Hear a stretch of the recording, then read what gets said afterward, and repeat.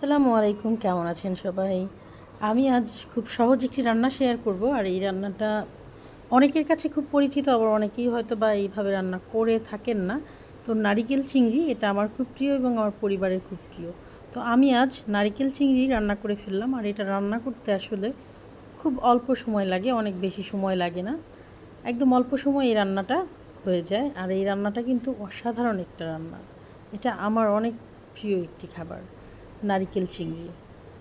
তো প্রথমে একটা হাঁড়ি নিয়েছি, হাঁড়িতে তেল দিয়ে দিলাম এবং এখানে আমি কিছু পেঁয়াজ দিয়ে দিয়েছি। আর এখানে নিয়েছি মরিচ গুঁড়া, হলুদ গুঁড়া, আদা রসুন বাটা, সামান্য ধনিয়া এবং জিরা গুঁড়া, সেই সাথে লবণ।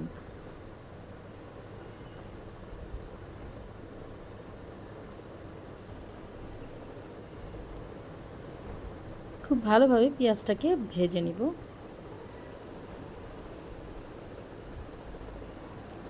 এখন এই মশলার মধ্যে আমি কিছুটা পানি দিয়ে মশলাটাকে মিলিয়ে নিচ্ছি।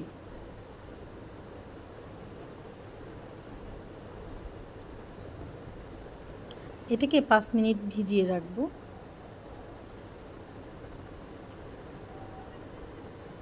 এখন পেঁয়াজ ভাজাটা হয়ে গেছে। এই পর্যায়ে আমি এই মশলাগুলো এখানে অ্যাড করছি।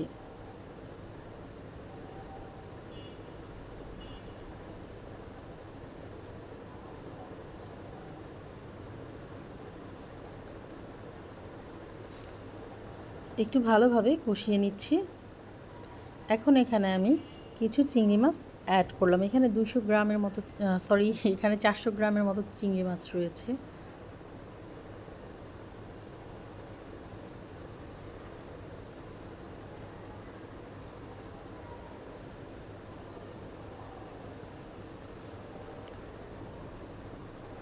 এখন এখানে আমি পানি দিয়ে দিয়েছি আর একটু ভালো করে কষিয়ে নেওয়ার জন্য চিংড়ি মাছটাকে। আর সামান্য পরিমাণ দিয়ে দিচ্ছি লেবুর রস।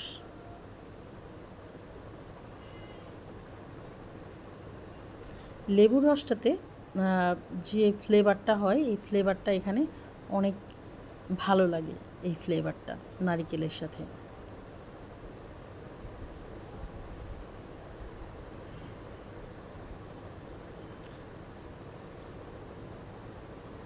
এই পর্যায়ে আমি অ্যাড করব কিছু কাঁচামরিচ এবং আমার নারিকেল কোরানো।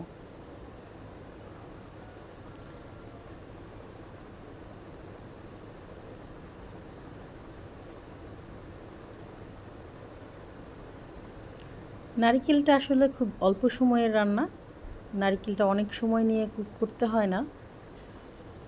তো এই রান্নাটা সর্বোচ্চ আমার 5 থেকে 7 মিনিটের রান্না নারিকেলটা দেওয়ার পর।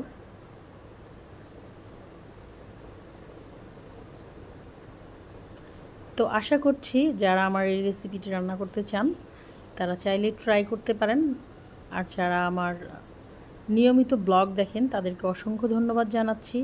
পরবর্তী ব্লগ দেখার জন্য আমন্ত্রণ রইল। প্লিজ আমার চ্যানেলটি সাবস্ক্রাইব করে দেবেন। ভালো থাকবেন সবাই। আল্লাহ হাফেজ।